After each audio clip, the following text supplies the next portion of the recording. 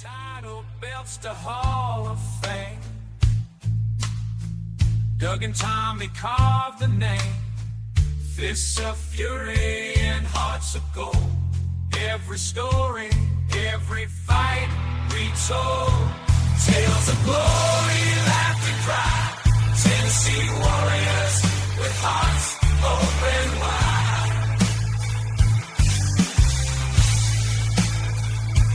In the ring or on the air, legends living without a care.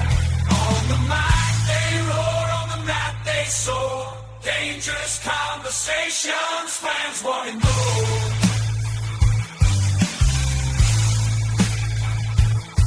Gas kings ruling the waves. Memphis wrestling raising the stage.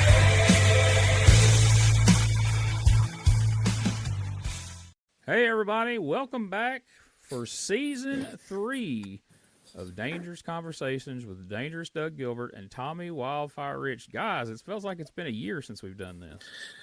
Man, it does seem like a while, Gene. Hey, it's good to be back though, and glad to talk and see you and Tommy and everything. And Tommy's still down there on the beach, so he's living a good life. And man, everything we've got through the new year, and everybody's had a huge Thanksgiving, a big Christmas, a happy new year. And let's hope this year is good and better for everybody than any of the years in the past. Man, I hope everybody starts the new year off like they wanted to and everything. And it's good to have the gang back together. Absolutely. Hey, Gene, you been staying busy? Trying to. Been writing stuff and doing podcasts and just different things to keep me busy. And my wife had knee surgery, and I've been taking her to physical therapy and doing things for her and her dad and everything. So yeah, it's been pretty busy, but we still had pretty good holidays, and I've been looking forward to us getting this going again, man. But hey, I like that. I like that good hat you got on for today. That's for that bowl game right here about 4:30. My uncle gave me this hat like 20 years ago. He lives over in Lexington, Tennessee, and you've wore it good. So I figured, well, these guys won't be offended if I have to be careful wearing this out around here in Alabama. You go get gas and somebody cusses you from across the thing because you wear a Tennessee hat. So I think we're safe in this environment to wear this whole hat. So. Oh, yeah, unless we get Tommy hot at us. I don't know that he's a Clemson fan. I don't think they've quite turned him into I know he's got a little college there right outside of Myrtle Beach or something that he was telling me that he was going to games at or something, but I don't think they've quite switched him over yet. Well, I'm going to tell you something. No team want me to be for them because I picked out of my pro football, man, I picked me 4 teams and, and usually at least one makes it. Ain't a doggone one gonna make it to the doggone playoff. Every one of them's out the door, So I don't know. I don't need to be for you. I might need to be against you. And man, Gene, we're talking about just different stories and different stuff that you asked me and Tommy at different times that fans have asked y'all. You'll laugh. Mr. Brisco, Jerry Brisco, was talking about Tommy the other day. I guess maybe Tommy's ears was burning, but I laughed. He was talking about all things. He was talking about stories in West Virginia. I told him I was scared to even go to West Virginia anymore with Tommy, much less by myself. I sure wouldn't go, but with Tommy, I dang sure wasn't going. And he started laughing. He said, Tommy didn't ever get you into any trouble, did he? I said, there was a time or two I thought I might have been in trouble. I don't think Tommy's the one got me in trouble. And he started laughing, but that was a funny conversation.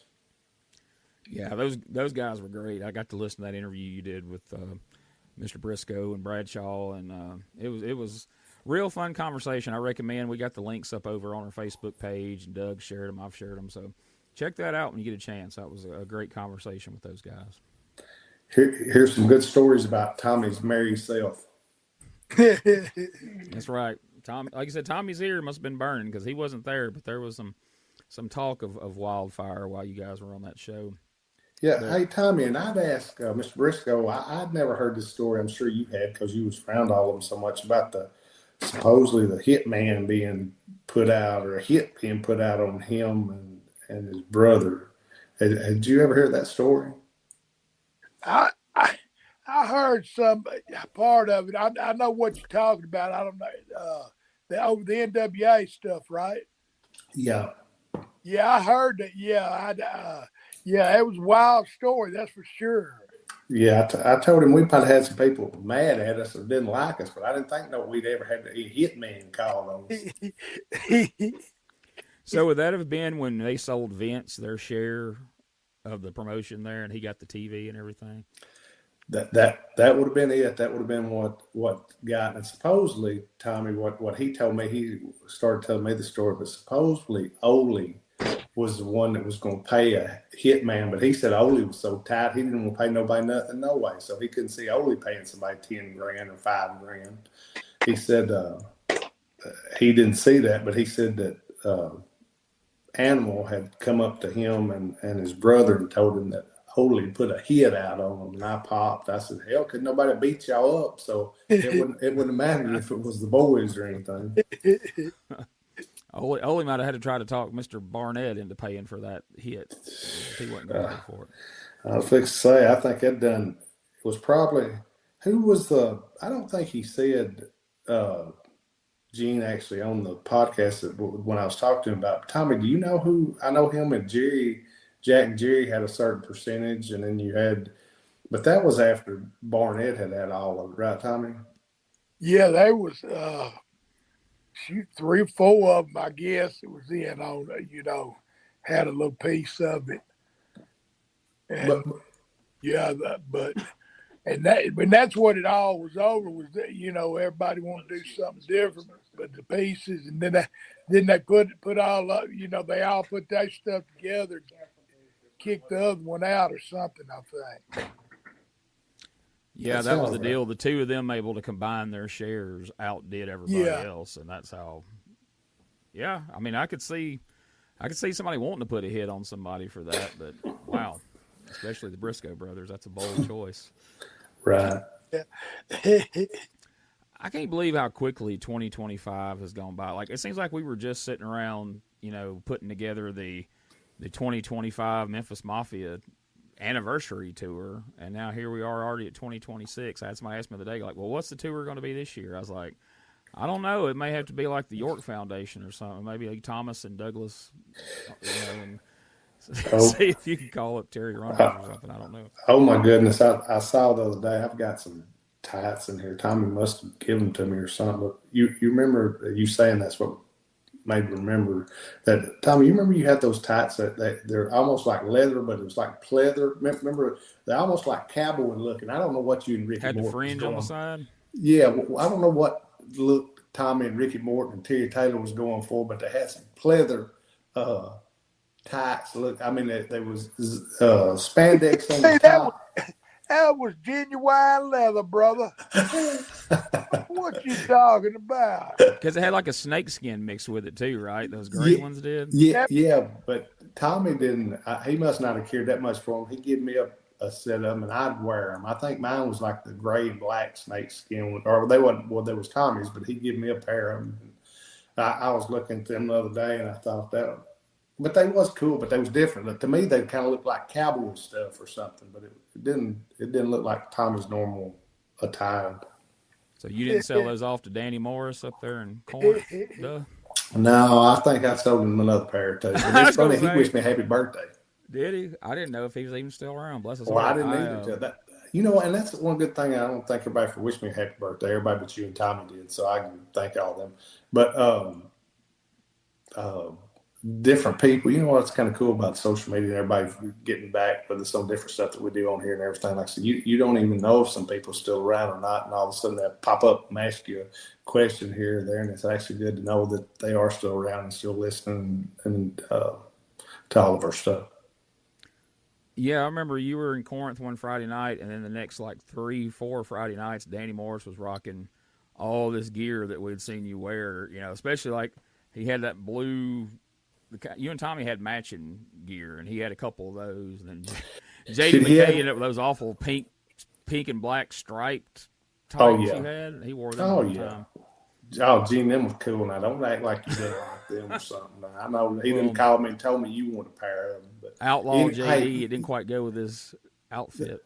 But that shows, you know what? I mean, we didn't really know what we'd had or we'd kept it. I would basically just give that stuff away. Between them and Reggie, I bet I give Reggie 30 pairs of tights. I mean, long tights, short tights, singlets, and everything. But shit, you just want to make room. You'd have so much stuff, and you'd buy stuff every other week. And I mean, I know Tommy's went through 6 changes of stuff more than I have. And I mean, it's from Memphis to Louisville to Evansville to any of these small cities around here.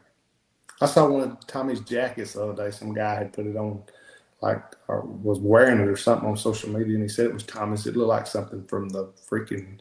Tommy went to the throwback machine for it. It looked like something. It wasn't even out of the 80s. It might have been the 70s, I think. But hey, it was cool though. I mean, people will send me pictures of like Tommy in a jacket or you in some kind of gear, and they'll ask me like, "Do they still have this?" I'm like, "I don't know.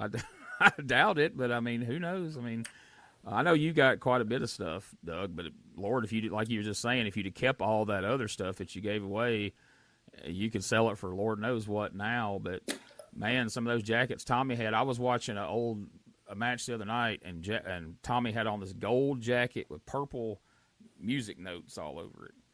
And I thought, I swear to God, I've seen Jeff Jarrett wearing that before. And I looked, and there's Jeff Jarrett going out for an AWA match wearing that. I had to be the same jacket because it looked exactly alike. And then I know, Doug, you wore that black vest with the gold stars on it, and I'd seen Lawler wear it, and I don't remember who all else. So all that ring gear kind of got passed around at different times, didn't it?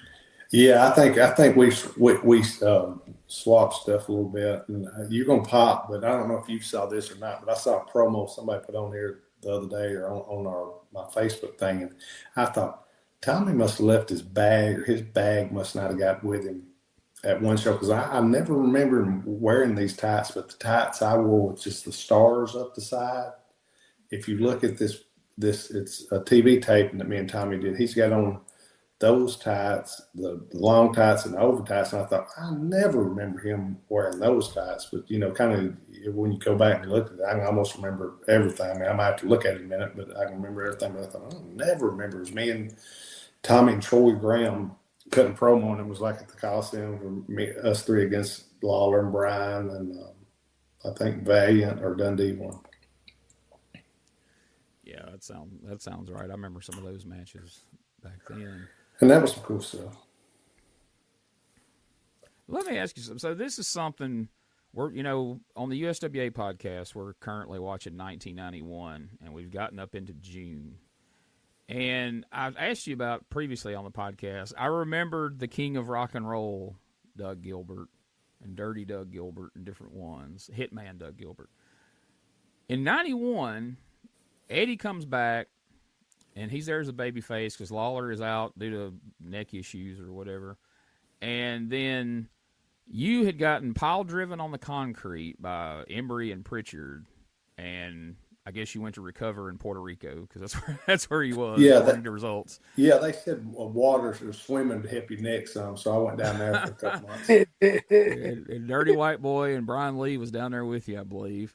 And so Dirty White Boy shows up a couple of weeks before you do. He runs in and inexplicably attacks Eddie, and they start a little feud. And then the Lone Ranger shows up on TV. He's already got a match booked against Embry. And Lone Ranger comes out, attacks Embry, and you pull off the mask, and the Lone Ranger's Doug Gilbert. But when you did the promo, it just sounded like pissed off Doug Gilbert. It wasn't anything out of the ordinary. But by the following week, you were, let's see how Embry and somebody else referred to you as Roughhouse. And then Eddie was calling you like loony, and he'd say his words. But according to Meltzer and like the dirt sheets, they were like, Doug Gilbert's doing a cross between Roughhouse Fargo and Rick Steiner type gimmick right now. I don't remember this. And I know it didn't go for very long, but I just wanted you to tell us kind of what y'all were doing there and how it came about. I was fixing to say, you said I seemed like I was pissed off. They must have paid me before I come back, didn't they, Tommy? Yeah. No, you found out you were feuding with Eric Embry, and that's why. Exactly. But yeah, I wasn't never into, and I'm sure they mean well, and everybody wants to. This is the thing. There's no booker, no matter what we think. We might not think they're the best or whatever. But like me and Tommy always said, you try to draw money, you get time for TV to put butts in seats and everything. But just the creative at that time, the reason I left to go to Puerto Rico was because I wasn't just gung ho about the stuff that they wanted to do then. So just, you don't want to be negative, so just go somewhere else for a while. And usually if you went and stayed long enough, you could wait them out, and then when you come back, you would have, and like I've told people this before, like, and Tommy will tell you, like, here, which I always got along well with, most of the time with Lawler, and most of the time with Jarrett, but either one that you went with, you'd have one of them for 6 months booking and the other one for 6 months booking. And I was fine with both of them, but the 2 times I remember Jarrett wanted to try something different, which Tommy probably remembers more times than I do from being in the business, but so much longer than me. But the 2 times I remember he went a different direction was he tried one time with Tom Ernesto, and I just thought that was a nightmare. And I don't know if, like I said, it was talent, because now people have told me in California and Oklahoma and different places he done real well booking. And I don't know, Tommy, was you ever around him as far as talent-wise when Tom Ernesto was around? Yeah, I worked for Dick Goulas. He would come in and did the booking for a little bit when I was there for Dick when I first started. Yeah, he quite the character. Yeah, talk out both sides of his mouth a little bit, but he was, all around, I guess, a nice guy.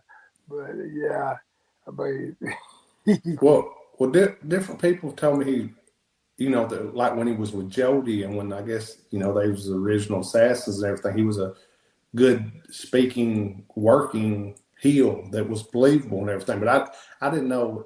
That was before kind of my time, Tommy, but I didn't know about his booking.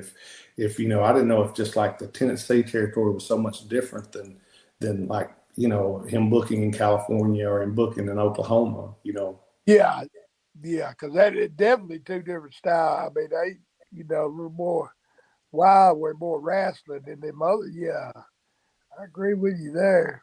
And then, like I said, he drew money. I mean, from Nick. I mean, I don't know if any else ever seen it, but anyway, he drew money. I mean, he drew some money for Nick. Well, I mean, did he bring guys in with him, Tommy, like he did when he come in here for booking for Jerry? Yeah, I mean, they all had their guy, but I was thinking of.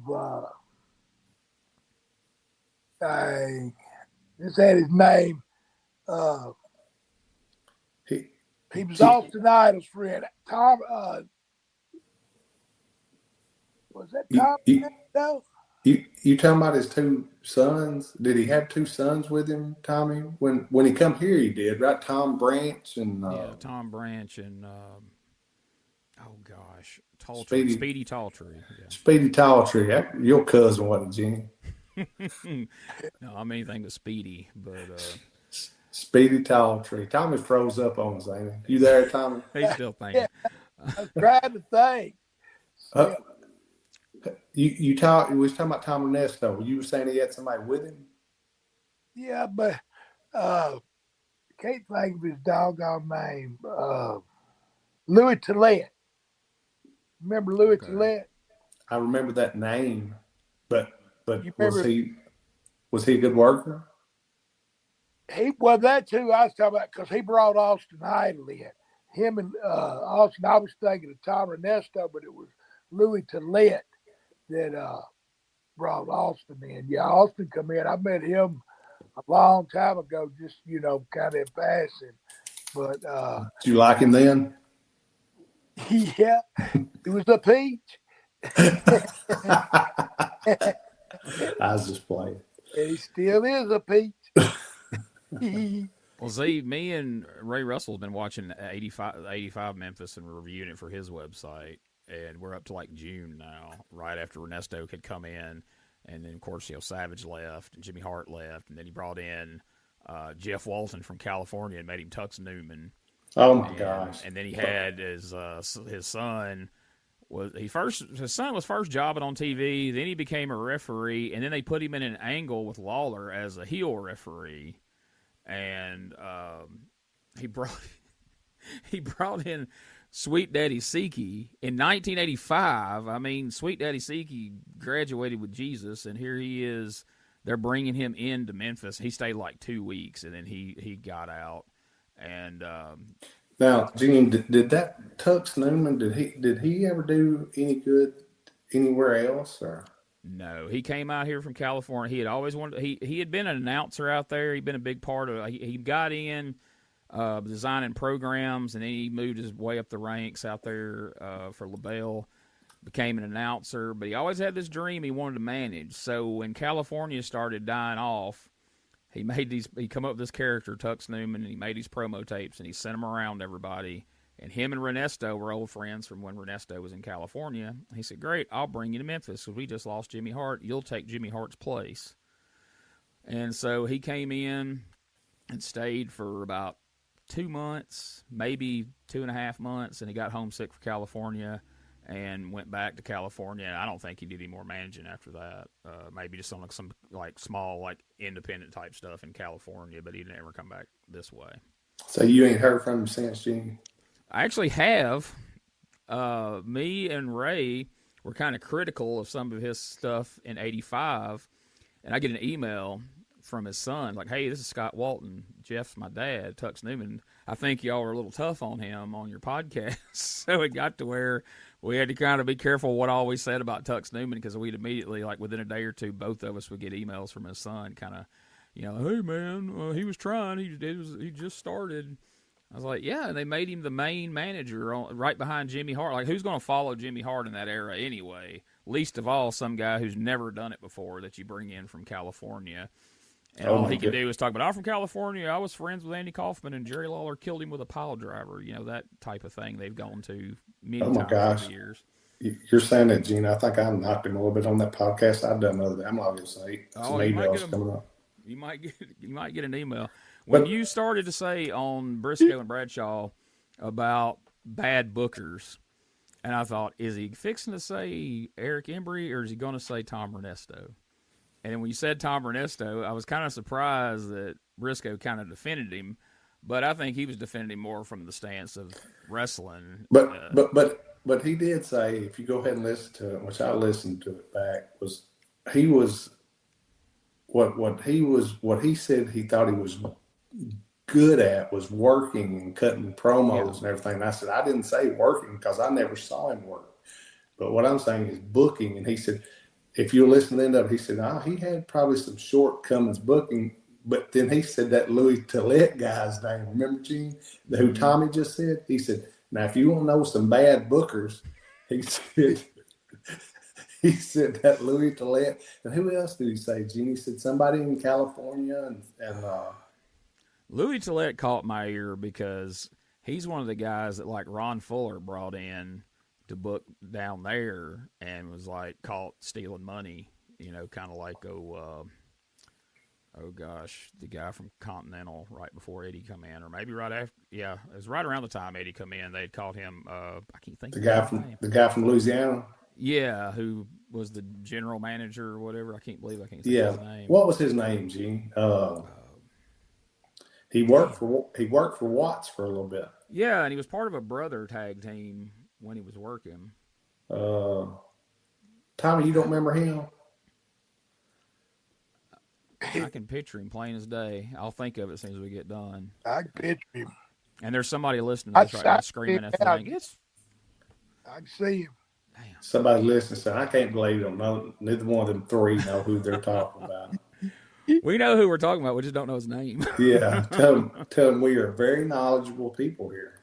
I'll blurt it out. And we're waiting on Tommy. Actually, me and Gene was just waiting on Tommy to say it. Well, we'll blurt it out eventually. But, yeah, we'll get it. Anyway, it was right before Ronnie West. It was before Ronnie West, right, Gene? Yes, because Ron, from the stories I heard, Ron West come in and started looking around and counting the houses and watching.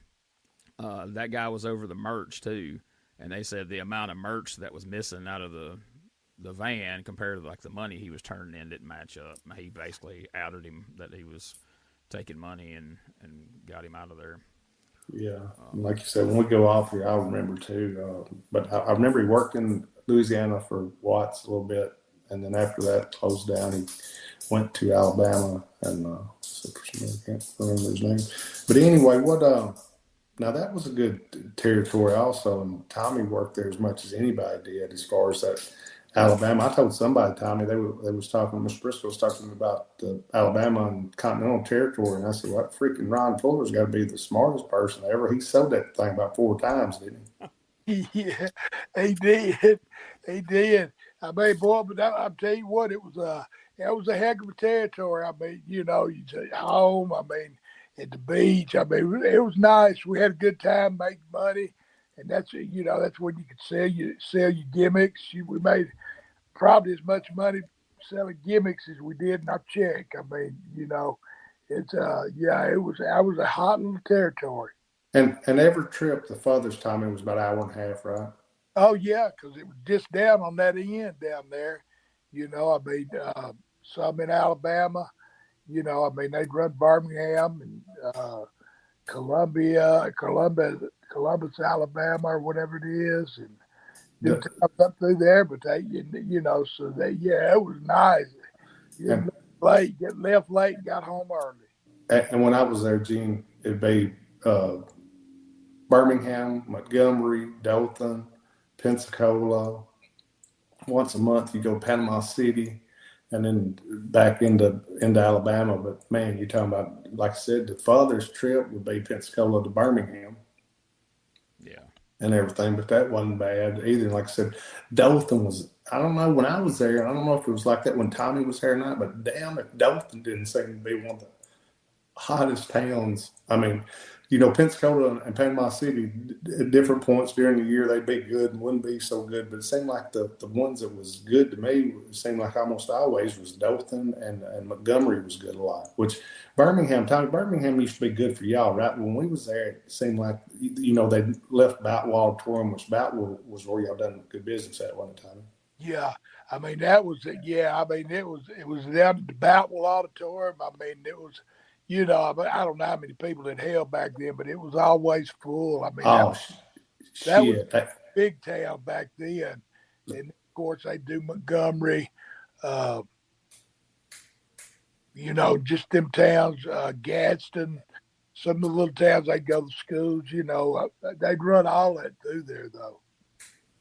And, Gene, what town am I trying to think of? Right, if you're leaving my house, going through Selma, going towards Birmingham, we've working with that guy in Tennessee? No, in Alabama. Oh, Alabama. Yeah, right when you go across the line, it's Florence. Right freaking. If you go through Selma and going on down towards Tommy, what was the town show? And we run it about once a month. But oh my gosh, Florence, Alabama. It's one of them, like right up there by Florence. But it was one of them that you go to once a month, but the boys didn't really care about going. We'd go and everything, but it's just because of the TV, you know, it was just a place to go, I guess. But yeah, basically Florence was it. I think it's right outside of Florence, Gene. But yeah, because you have Florence, Muscle Shoals, and Sheffield all together. Right, it was in the Muscle Shoals, Florence area right there. Tommy, did y'all work in Muscle Shoals or Florence? We did that. We did Florence and we did Sheffield too. I don't remember in the other one, but we did Sheffield. I remember going to Sheffield. We need to get somebody to book Florence, Gene. They said, dang, Marriott or something over there. It's got a nice, y'all fix a laugh, it's got a nice sauna and everything. Melissa loves the freaking hotel. It's got a great restaurant over there. We need to get somebody to book Florence, Alabama, Tommy. I mean, you go over and stay it's on a big golf course, big nice golf course outside of the Marriott there. Man, you're talking about nice. Man, that'd be right on time. I didn't tell you the wife got me a set of golf clubs. Well, I told Gene it looked like you've been golfing. I didn't know if you was giving lessons or you was taking lessons or which direction you was going.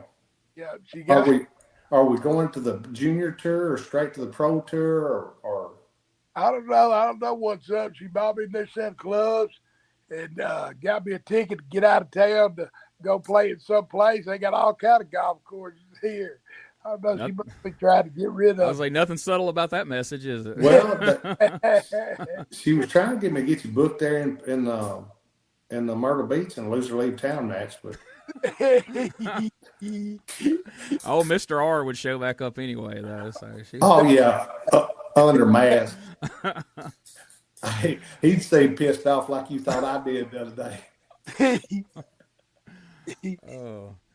Jack Curtis, that's the name we were trying to remember. Oh my gosh, Tommy, you remember that guy? Jack Curtis, I sure do. I'd have never thought of that name. I had to look it up. I'll admit face. I had to look it up, and I cheated. Gene, where did they find him at? Now I know he come out of Louisiana, but is that where he was from? I believe so. Him and his brother kind of wrestled all over the South, but they were always pretty much rooted in the South. So I think they are from like Louisiana, that general area.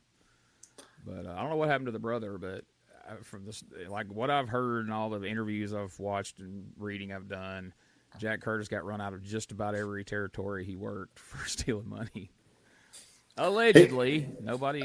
Hey, I was fixing to say you don't think he said the line like Buddy Wayne used to say, did he? Which When you one? say there's a whole lot of people there, you know Buddy Wayne would say, right? What? He said, "No, there ain't a whole lot of people, a lot of fat people here." And but the point being, is, you know, a lot of people say, "Oh yeah," like Tommy said a while ago, "Oh, it was full," you know, saying the house was good. You'd say that to Buddy, and he'd say, "No, there ain't a lot of people, just a lot of fat people." And but bless his heart, he's just trying to get out of having to pay you a little more. Yeah, they think we could count. That's why they had to bring Ron West in. He was the only one that could count and come in and catch these guys. Oh my goodness, he's a piece of work too. So people won't forgive me if I don't get an answer out of this. So circling back to Roughhouse Gilbert here, whose idea was that? I mean, because you're running around the studio, you're sitting in the crowd, you're wrestling with your satin jacket on, sometimes with your sunglasses. It was definitely a different Doug Gilbert than I had ever seen. Was that something Eddie come up with, or is that something Embry pitched since he was? It was something I think between the middle point, which I wasn't sure. And see, Tony, how I wound up coming back was I was going to stay over in Puerto Rico a little longer, and I actually liked it. Well, I loved it actually. I mean, it was cool. I mean, you worked like 4 days a week, and then I mean, you could try and go to the beach, do what you wanted other days, and everything. But I stayed. We had a 3-bedroom apartment with me, Tony, and Brian. And we had a 2-bedroom apartment, and I slept on the couch. I was the third one to go. And when they both left, then I was by myself. So it was kind of, you know, you said Tony come back, 2 weeks before I did or something. Yeah. So what it was one of those ideas that, like I said, I don't think when I left, it wasn't, I don't guess on bad terms with nobody or nothing, but it's just, you know, when you don't see anything going nowhere, you don't see the future of it, and you just doing something else. Like I said, once Tony and them left, I come back, and I think it was just a kind of combination of Embry and like I said, Jarrett was the one who brought him in. So I'd say more what they wanted. Like I said, I was just doing what they asked. And sometimes I'd always want it to be good and try to make it good, but not that I agreed with it so much. But you know what? The thing about it, Gene, if you go back, look, what is new? Can you think of anything that is new, even from the past? What has been done that hasn't been done before? Not much, because there's even been things where I thought, oh, that's different, and then you find out, like, no, that's that old thing they did, you know, in '72. Like, it's been done, I just wasn't aware. And what you're saying, like Jackie and Roughhouse, well, shit, that worked. I mean, in the early days, didn't Tommy? I don't say early days, but in the freaking, what do we say, 70s or somewhere through there. I mean, whenever Roughhouse first come here, that's what the goal was. That actually worked at one time. I'm not saying it's going to work with me, but it was just something different. I mean, I liked it. I thought it was fun. I just hated that it ended so abruptly before you could see where it went. But there was a lot of that going on. Like, in the beginning, we were like watching that show every week. We were like, all right, well, Embry's booking's not that bad. It's starting out okay. It's a little more detailed than some of the stuff Lawler would do. And then all of a sudden, it got to where, like, they did this one convoluted thing right before you got there where just out of the blue they established a feud between Embry and Dundee just during one segment of a Saturday morning TV. And it was automatically a Southern heavyweight title, which Embry had, against losing and leaving town for 30 days. And they did a finish where Embry pins Bill, but Paul Neighbors had just been knocked down before the pinfall. So he counts, but then he gets up and he raises Bill's hand instead of Embry's. And now there's this big controversy of like, well, Embry pinned him, but he raised Bill's hand, and there's no video of the match, even though we saw clips of every other match on the card except that one. They just happened to not be taping during that one. That's and then they had to have a rematch. Well, that's because Randy West had to have a nap during that damn match. Clearly, he must have. But that stuff does happen. Oh, guys. But it was just so convoluted because Eddie Barlin's like, well, it would take the board of directors 6 weeks to figure it out. Eddie was involved in it. You can bet it was shady. Hey, and see, Tommy was on that board of directors, so he knows how deep that stuff goes. I've always wondered who all was on that board of directors. They made some weird decisions. Tommy's in that Jarrett Welch documentary, too. He's some kind of cousin over there. Yeah. Oh. But, and then the following week, they had a rematch. Dundee loses again, and Jamie comes out with him, and they're like, well, the contract states William Dundee was signed by William Dundee, and Jamie's like, my real name's William Jamie Dundee, so I'm going to leave for 30 days, and Bill can stay, and that's how they got him out of the second loss. Like, you know what? Bill would have done that early in his life if it would have really made him stay away. He'd have lost a bunch of those matches, wouldn't he? Oh yeah, he lost a bunch if it would have got him rid of Jamie every time for 30 days. So by the time you've come back with Eric Embry booking, like I said, it started out okay, but by the time you make it back, the week before you got there, they drew 450 people at that Pipkin building they had moved to, which Meltzer claimed was probably the lowest attendance of a Memphis card pretty much ever. I would say so. Don't that sound like crazy if we're like 91? I saw some numbers back from when the first year or two that Tommy started, and it was like 8,300 at some of those shows, 8,300, 8,700, 7,200. But I mean, that's freaking good numbers. And I looked at like at 85, I think it was, Gene, it said they drew during that 1 year 275,000 people. Is that not crazy? That's was just during that 6 months that Ernesto was booking. Oh my gosh. But Tommy, that's in 1 year, just in Memphis. I ain't talking about, I'm talking about just in Memphis at the Coliseum. 207. You can break that down, Gene, your math or whatever, and figure that, but that's a big number. Shoot, yeah. And draw them, week after week they come back, man. Right. And that's what I think is amazing thing that, I think only people like us kind of look. Just imagine, Gene, that your live TV every week that sets you up to draw or fail. And there had to be some great TVs going on during that year, which also I think it had to be a good time and a hot period. But I think there was reason that it was hot. I think it was because the shows was a lot better, a lot more as far as more than not really good shows.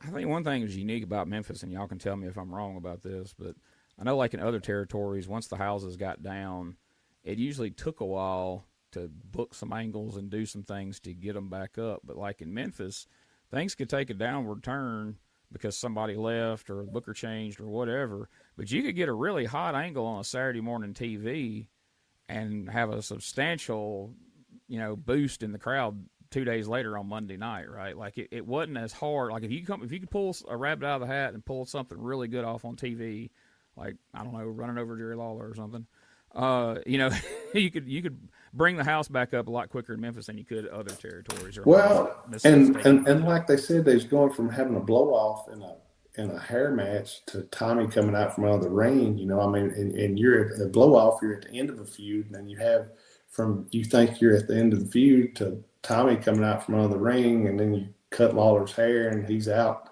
3 or 4 weeks, and the heels have got a ton of heat, and then actually, and I ain't saying, and I think it was a good babyface group, but there was so much heat on the heels. I mean, I think Tommy at that point, Tommy and Idol could almost work with the damn guy off the street, and the people would have been, you know, just against them, and it would have drew money and everything. And which, I mean, you didn't have everybody was sure wasn't at Lawler's level, but anybody that you had at that time, you could put in there with Tommy and Idol. And I think there was just so much heat because they'd cut Lawler's hair, and the people couldn't believe it happened, that it was going to draw money on, and they did. They drew a ton of money. Yeah, I mean, it was. Yeah, I mean, it built it up. Had done the singles, the tags, and yeah, then at the end, shaved his head, and he's off to the races again. Man, it's you know, but people believed what you's doing. I mean, they, you know, they're kind of like a magic show. You know, I mean, people will come long as that mystique's there, man. They'll come watch it 1,000,000 times, but once they know how you do it, then it ain't as good. So you know, it just you know, it's a lot of odds there against us, but it's good to go and watch some of these shows, man. Hey, Tommy, you didn't ever tell nobody your secrets, did you? No.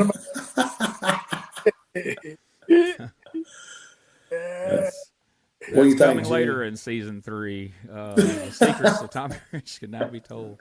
After out. You know what I told somebody asked me about him being under that ring. I said he wasn't really under the ring. They said what? I said he dug his way in from the back on there. He wasn't really way under. They was talking about all the hours he was under. I said he dug a tunnel up on that ring. I said he wasn't really under that long. He said he was. He said he had a mattress and said he had a 6-pack of beer. I said, well, that's a story. I said he had a 12-pack or a case, or he'd been mad one. He'd had to come back out for more if he'd had a 6-pack. Yeah. Yeah, you ain't kidding. Well, fellas, what we got? We finally, like I said, we've kicked the new year off, and I'm glad. Like I said, we wish everybody, hope everybody had a great new year and everything, and us three sure did. And it's going to be better than last, and we hope better than any one we've had. Tommy, Gene said, "What's it going to be?"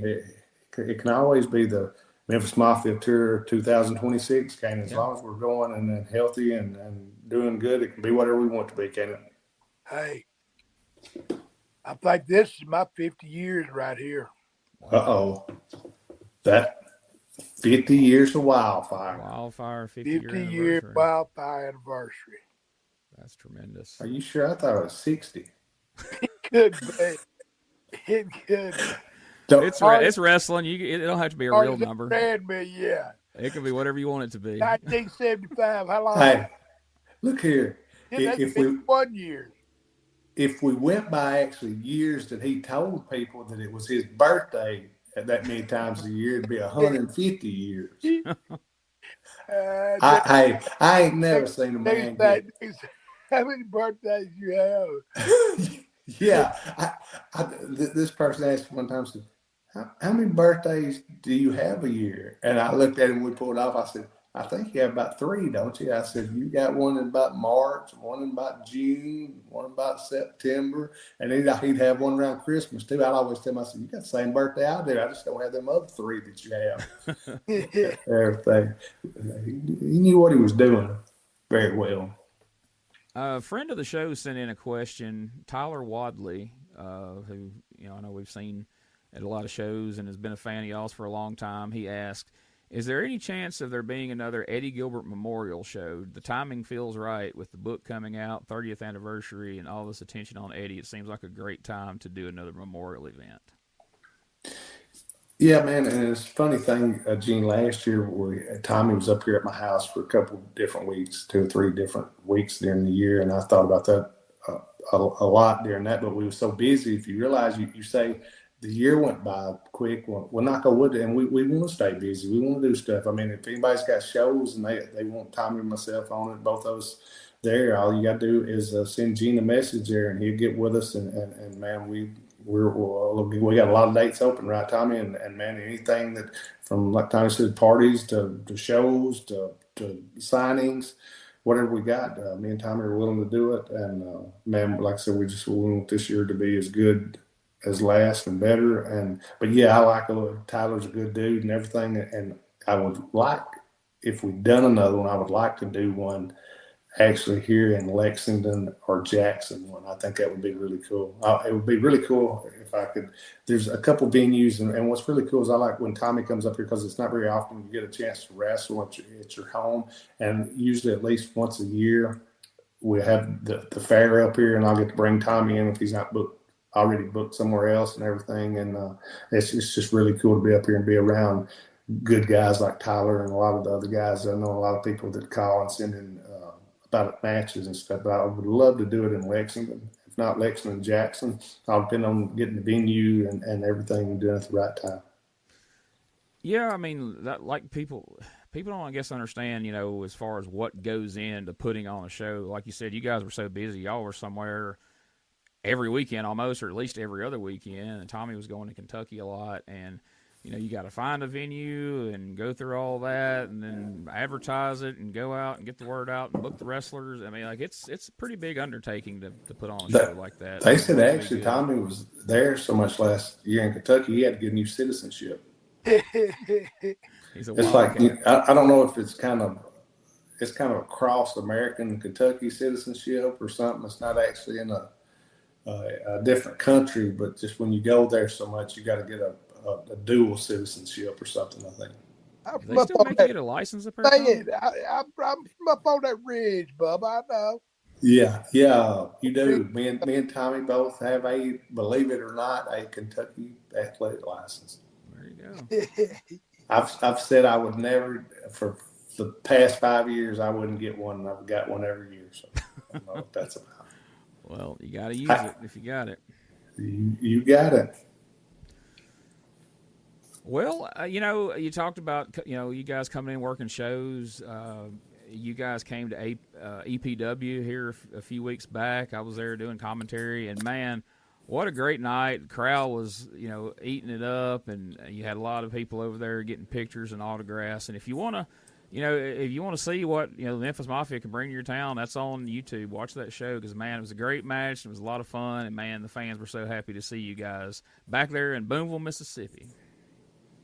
You know what, Gene? I had such a great time that night, and I think you was watching the match, and you kind of knew what was going on. And my wife had asked me, said, "Did you get to talk to Gene?" I said, "Yeah, I talked to him from the ring." And she started laughing. That's the only time. She said, "No, I'm talking about, did you talk to him?" I said, "Yeah." I said, "Hey, Gene, how you doing?" And she said, "Well, he was doing commentary." I said, "Well, he had to stop for a second and just kind of wave or something." And I said, "But Tommy told me he talked to him, so I guess Tommy had more time than I did." But Tommy got there a minute earlier than I did, was how Tommy talked to I me. went and wrangled Tommy out of the parking lot because it's pitch black dark out there. And I was like, when Neil's like, "Tommy's here," I was like, let me go out there and find him and show him which door to come in. Because out there you can't see anything. That's what was crazy. There were so many people in that dressing room.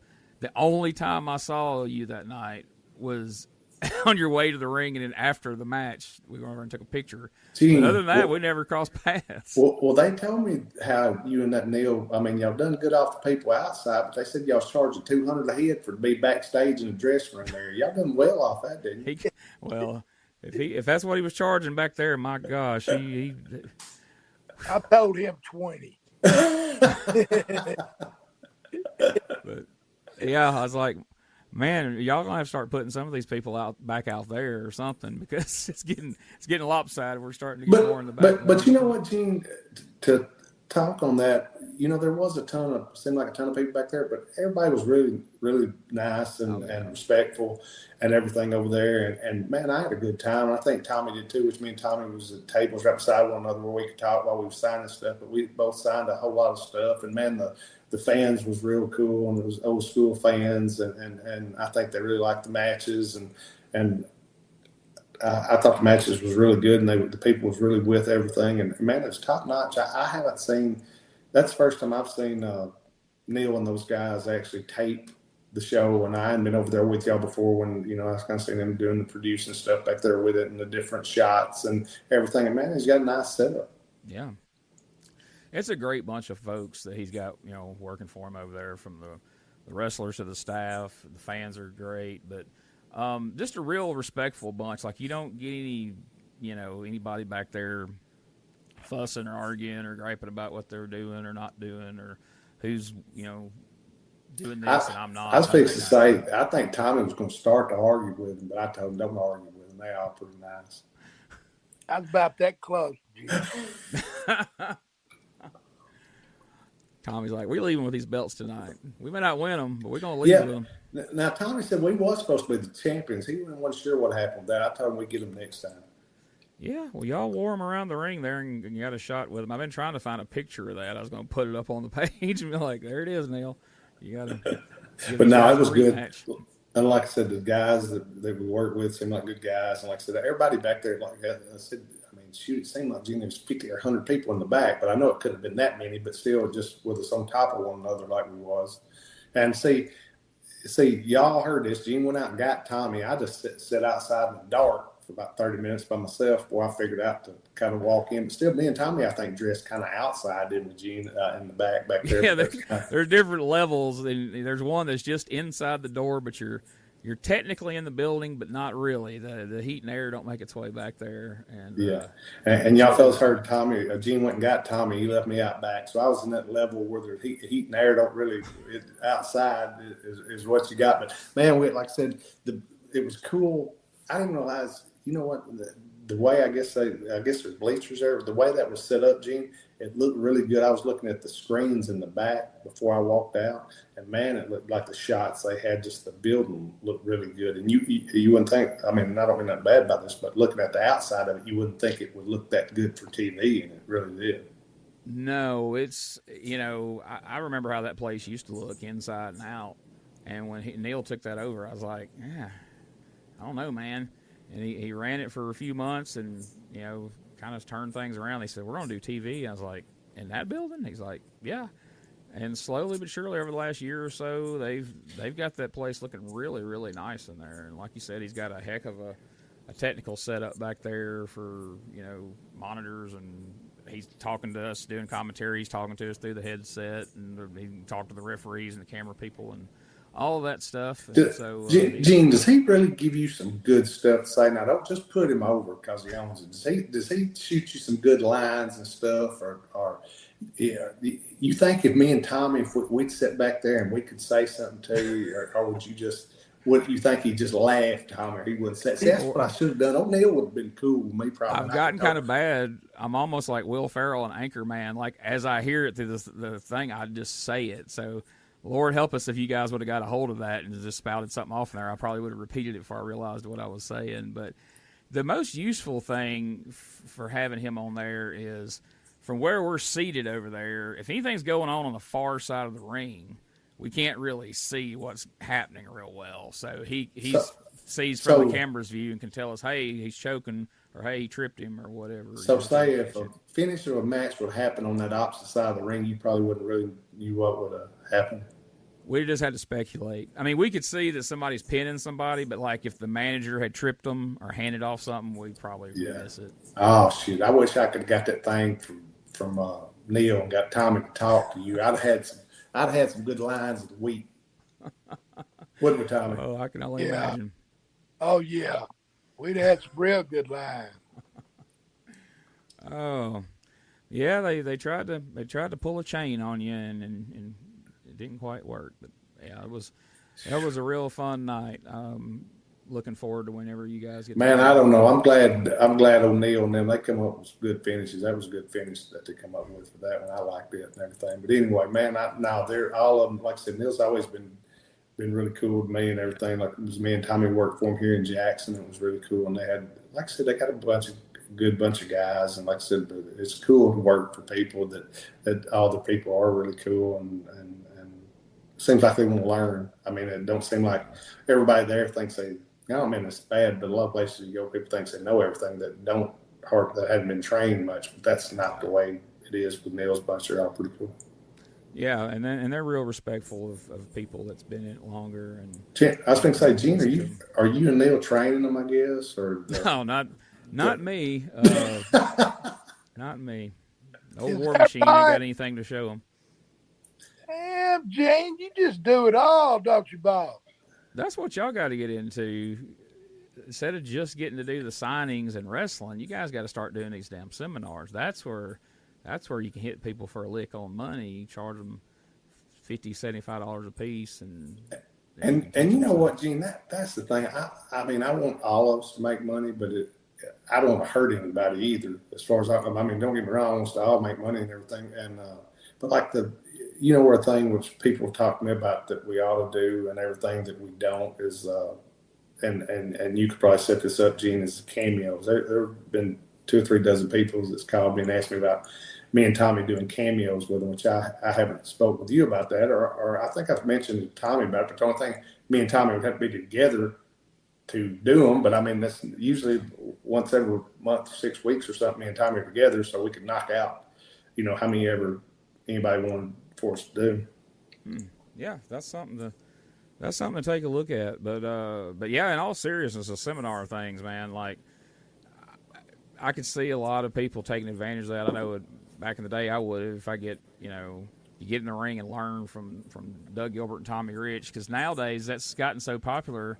I see these advertisements on Facebook where these guys who have wrestled a year and a half and have never left their hometown or, he's going to be doing a seminar next weekend, $25 a piece. I'm like, what the hell?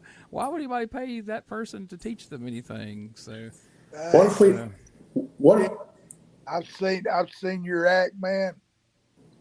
Me and Doug will do a seminar, but it's gonna cost you $40. Hey, you gonna give me a comedy seminar? Hey, Tommy said he watched that War Machine. We still watching that, he said. But anyway, hey, anyway, Gene, you think we could sit up there one of them seminars, but we'll just do ours in Myrtle Beach, and people come there. If we don't come to their hometown, they come there, and we get us like a condo apartment. Everybody can stay in it while we do it. We have Tommy have a ring set up somewhere for us to go work out with. Everybody do it in Myrtle Beach. Hey, you have to get up in the morning.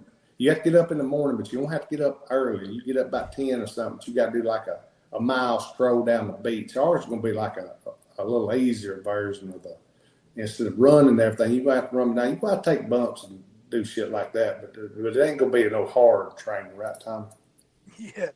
Yeah. Well, we'll have stunt guys for us.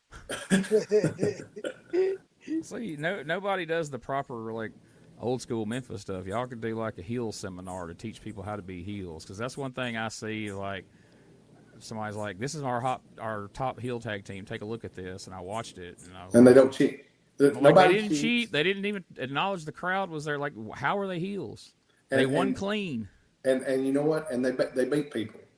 They don't cheat, don't pull hair, don't do anything illegal, and raise their arms and want people to kind of cheer for them, but wants to be a heel. And sitting out at the table at intermission with everybody else, and I don't know. I guess that's too old school. I mean, I feel weird about like the heels mixing with the crowd. And I know they definitely didn't do that back in the day, but now it's kind of accepted amongst everywhere. Tommy, what do you think about that? It's just the way it is. Well, I don't know. I think a heel can still be a heel, but I mean, you can't be out there sitting with the people and be a heel, And I know that's they all get out there and sell their gimmicks and stuff.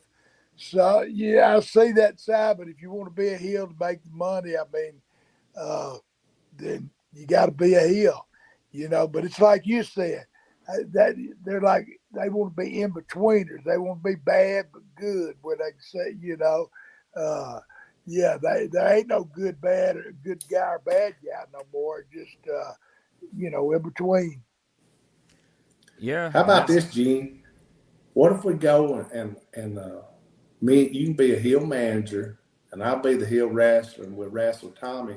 And what we'll do, so me and you don't have to go out and be around the people. We'll just get Tommy to split his gimmick money with us. There we go. I like that. That work, Tommy? That's what we'll do. Yeah. Hey, you know what? He'd wind up being a damn, what'd you say that guy was that kept all the money? Jack Curtis. Jack.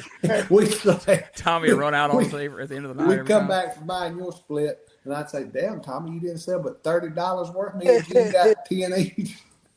We watch 100 people come through his table in the night. Well, it was a tough night, boys. We didn't get anything tonight. He'd say, I told Terry I did more than y'all did.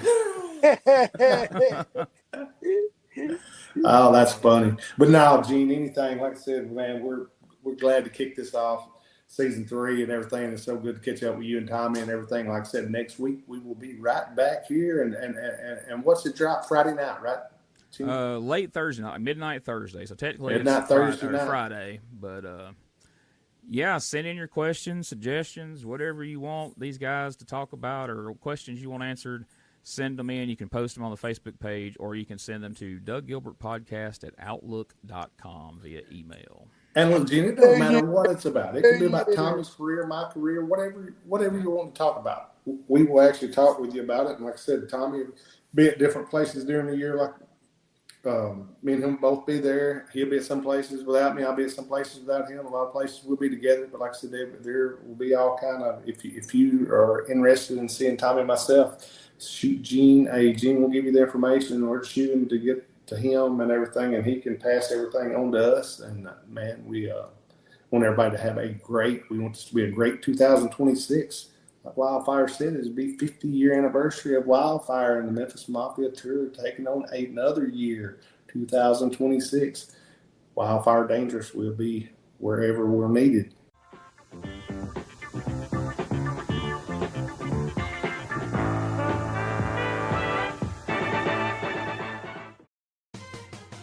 Relive the glory days of Memphis wrestling with the Retro Wrestling Review USWA podcast. Each week, we go back in time to review USWA Championship Wrestling from the 1990s, episode by episode. Join us for watch-alongs, behind-the-scenes stories, and exclusive interviews with people who were there and lived it. Whether you grew up watching it or you're discovering it for the first time, this podcast is your ringside seat to Memphis wrestling history. It's all a part of the WrestleCopia Podcast Network. Listen now at USWApodcast.com. In the heart of Tennessee, born with pride, Doug and Tommy taking rings in stride. Memphis legends never backing down, wrestling warriors, they wear the crown. USWA, glory in their veins, fighting legends breaking chains. In the square circle they made their name. Podcast champions, it's their claim to fame. On the mic they roar, on the map they soar. Dangerous conversations, fans wanting more. Podcast kings ruling the waves.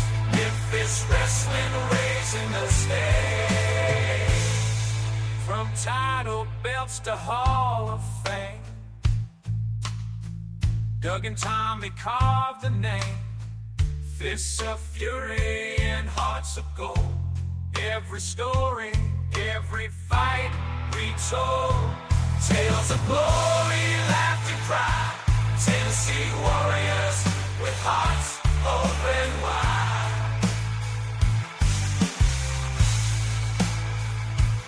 In the ring or on the air, legends living without a care.